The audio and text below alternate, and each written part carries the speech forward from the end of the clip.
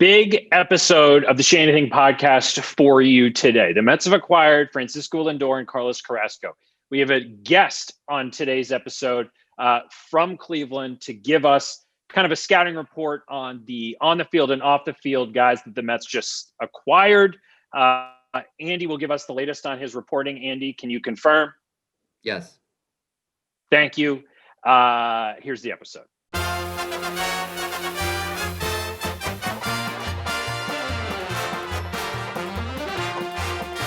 Hey, everybody. Welcome to the Shea Anything podcast. Doug Williams and Andy Martino with you. We have a guest for this week's episode, Zack Meisel from The Athletic, writes about the Cleveland Indians. We wanted to get his perspective on the two players that the Mets acquired on Thursday. Zack, let's start with on the field because I think we know the basics, right? Francisco Lindor is a superstar, one of the best shortstops in baseball. Carlos Carrasco, 33 years old, as reliable as it gets on the mound. What did I not include in that you want me to include as far as these two players? I mean, that's the basis here. I think that's why. Is there a single Mets fan who's unhappy right now? I don't think so.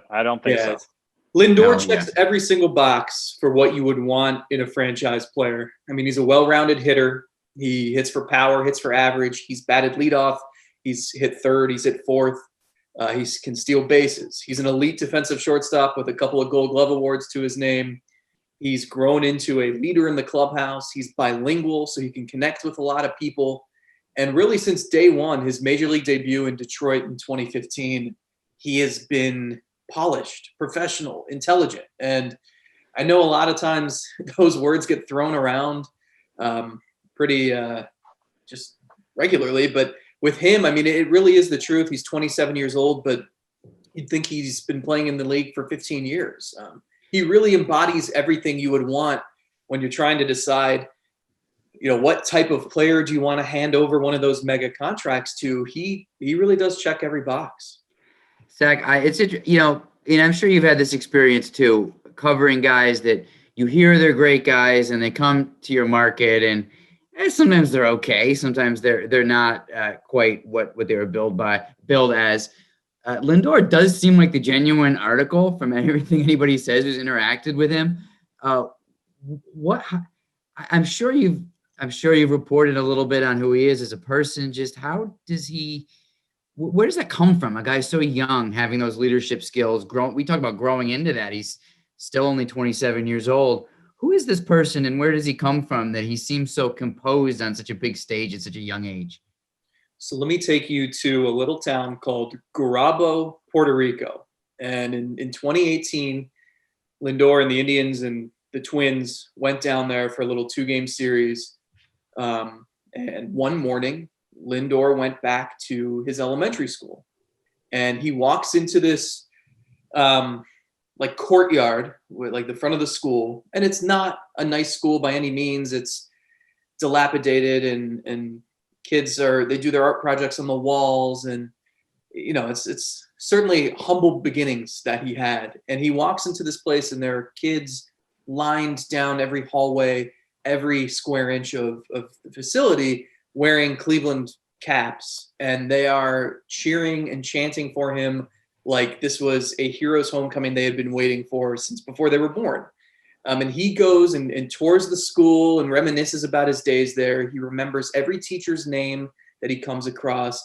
And then he played baseball with the kids, and there were neighbors in nearby properties watching from afar thinking, you know what? There was an 80-year-old woman who said, he doesn't remember me, but I remember him. My grandson went to school with him.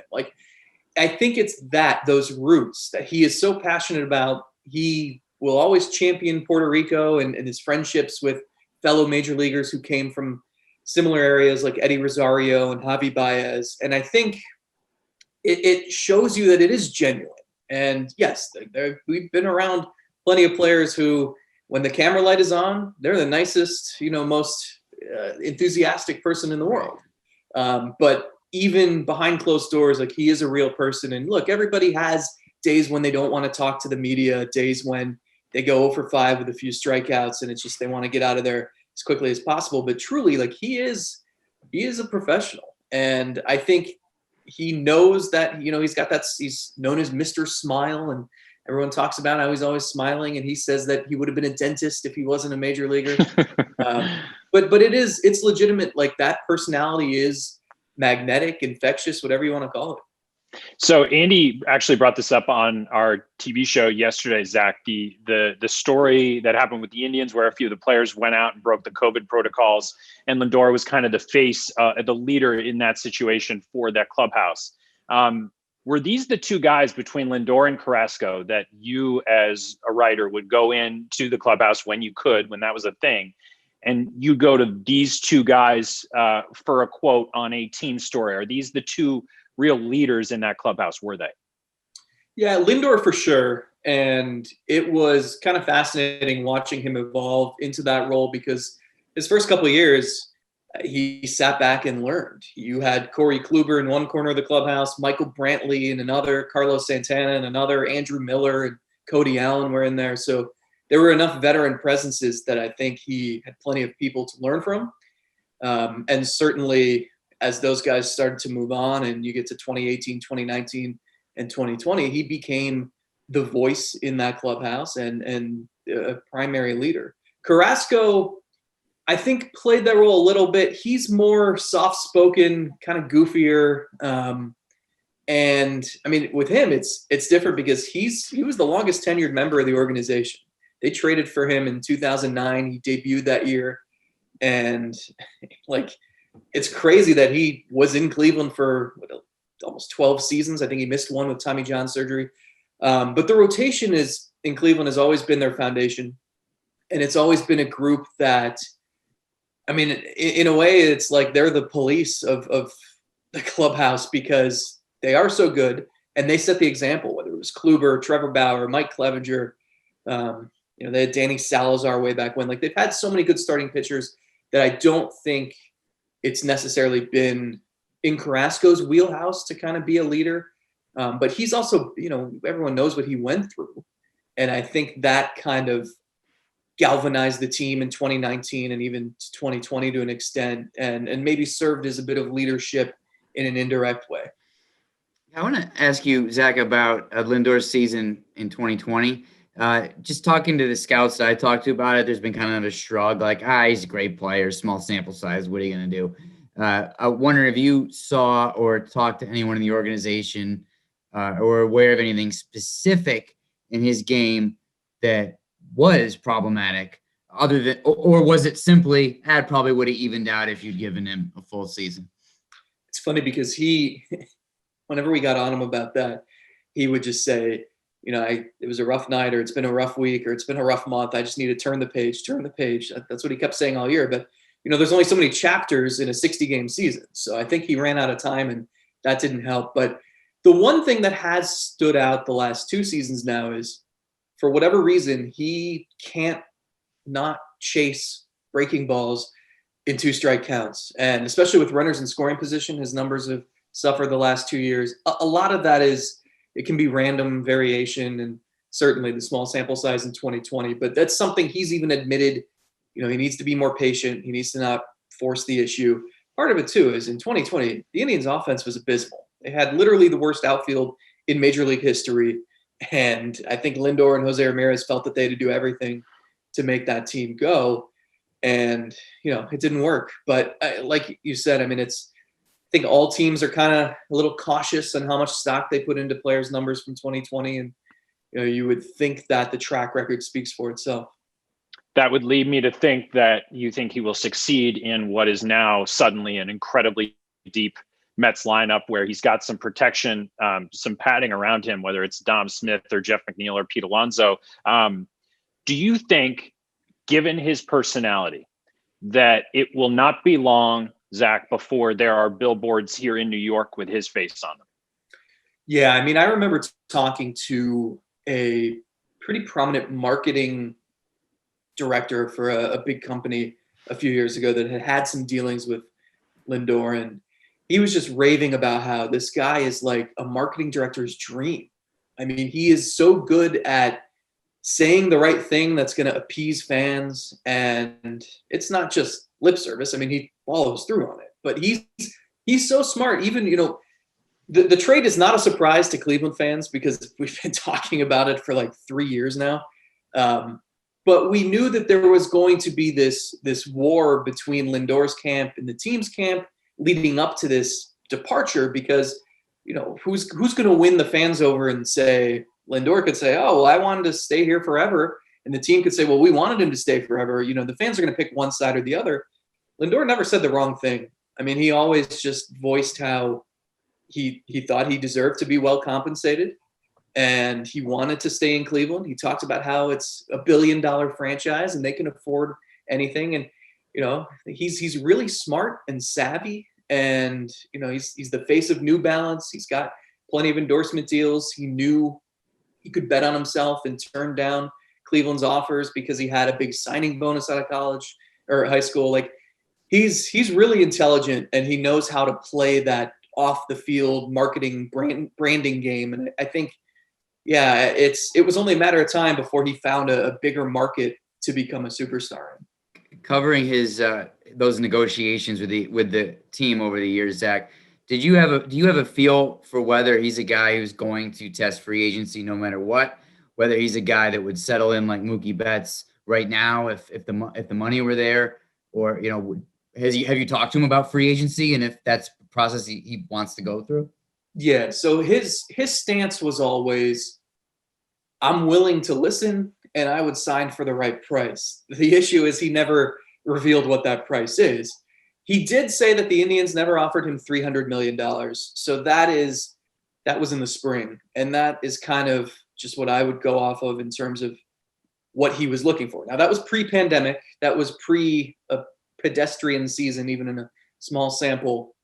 But I think that gives you an idea. And the fact that he was willing to meet with the Indians camp during spring training, the owner flew down to Arizona and they tried to hash things out. It never got close, but I do think there is a way to get him to sign before free agency. It's just, you're going to have to meet him at his price. I don't think he is willing to settle. I can also confirm I've never been offered $300 million. I just wanted to get that out on the record. That makes I'm waiting. Zach, this has been really a pleasure. Thank you for giving us some insight into both Carlos Carrasco and Francisco Lindor, both the on the field and off the field versions of themselves that now Mets fans are going to get to experience. So I'm sure this has been really valuable for our listeners. Thanks again. Wait. Before we let you go, Zach, real quick, one word answer, gut feeling. What's the name of the team? Ooh. You have to gun to your head. Let's go. What's the name of the team? I'm going to say Spiders, but I hope it's not. I hope they shock everybody. But I did predict in a column recently Guardians, which nobody outside of Cleveland will probably understand because it's like a little design on a bridge near the ballpark. Mm-hmm. And those two names seem to be very polarizing in Cleveland. My guess is it would be one of them, but I don't know. Give me something weird and creative. I hear you. You only have one shot to change your team name. Would you consider just a rock to be weird and creative, like a hat with just a rock on it, the Cleveland Rocks? I've heard that. That I could live with, but Cleveland fans are so tired of the whole rock and roll Hall of Fame stuff, and the fact that the All-Star Game logo was a guitar did not sit well with anybody here. Well, thanks again, man. This has been great. Thanks, you guys. Appreciate it. Our thanks again to Zack Meisel of The Athletic. You can check out his work covering the Indians. I really enjoyed that. I think that's a good angle for us to be able to learn from somebody who's covered him for years in Cleveland. And it really sounds like, to that question I asked about the billboards, that Andy, I thought it was interesting you asking him if, he wants to experience free agency, because I think a lot of players do. But also in his answer, I kind of ended up thinking, well, maybe he's just happy with New York, because face of New Balance, a guy who's clearly figured this out. Anybody can have endorsements, but they're bigger here.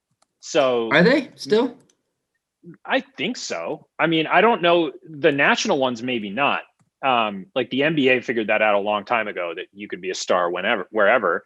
But I don't know. Rex said yesterday, Anthony Recker on the show, he was like, you can make more money here. So yeah, well, it sounds like the guy wants about $300 million, which is only fair considering Machado got it, and he's a third baseman, Lindor is a shortstop. So that'll probably be what it takes. I mean, who knows? We don't know him well enough to know if a bad team offered him that, if he would take it and go lose for 10 years and be rich, or if you take a little less to be with a good team in a big market.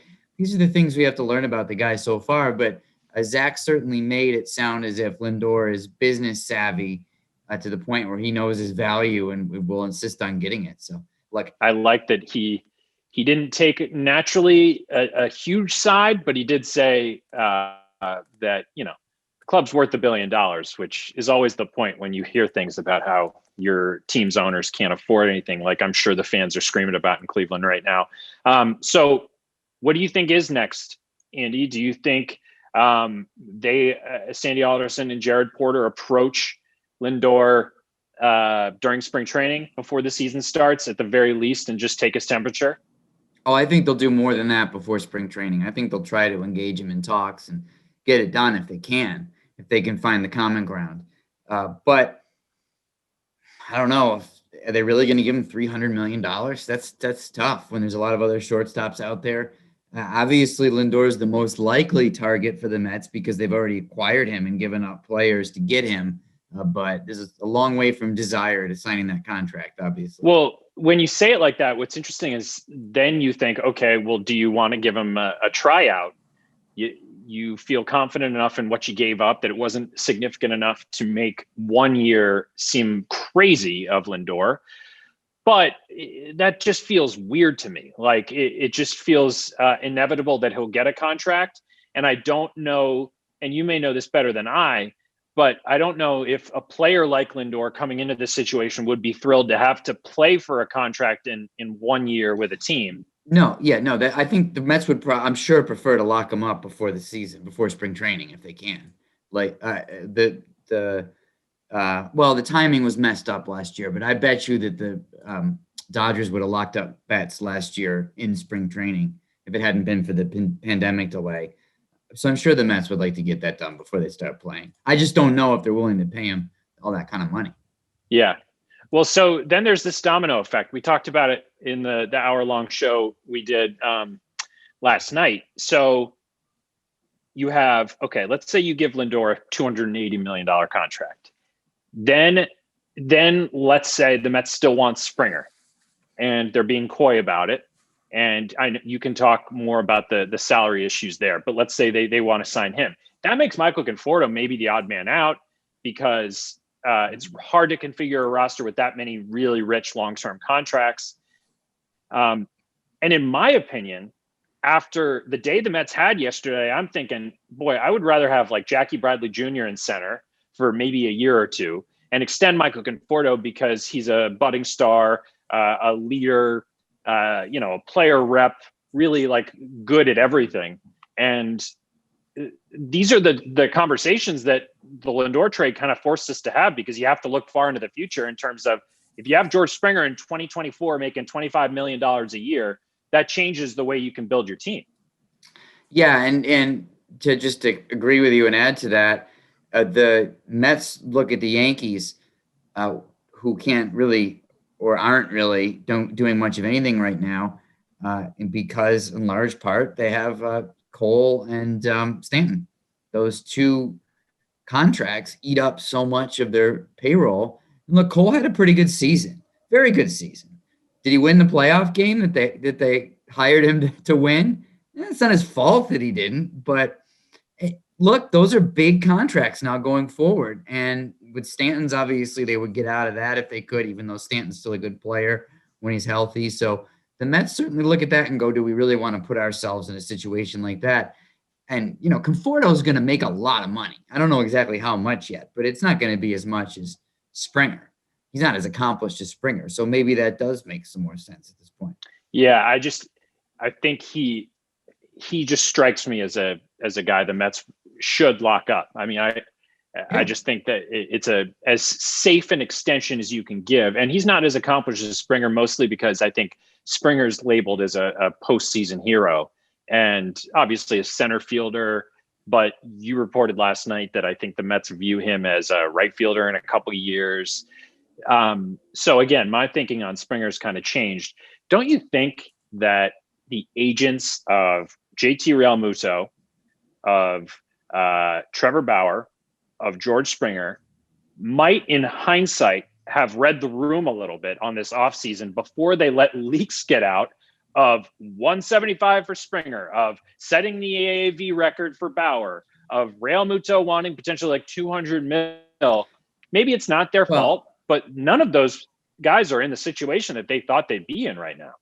As the person who reported the 175 on Springer, I can say that without revealing any sources, there was no design by Camp Springer to get that out. I'm sure they weren't thrilled that that was out.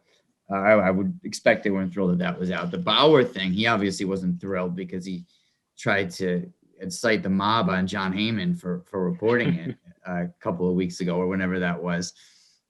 So, yeah, I mean, you're right that those asks being public is not great, but it doesn't matter that much because the teams that are talking to them know that those are the asks. So right, but they don't have.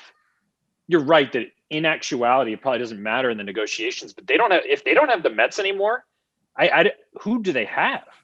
Like, well, Realmuto's probably got the Phillies for less than he had hoped to earn, and if not that, the Blue Jays. Springer has the Blue Jays, and maybe the Mets. Springer's not going to get 175.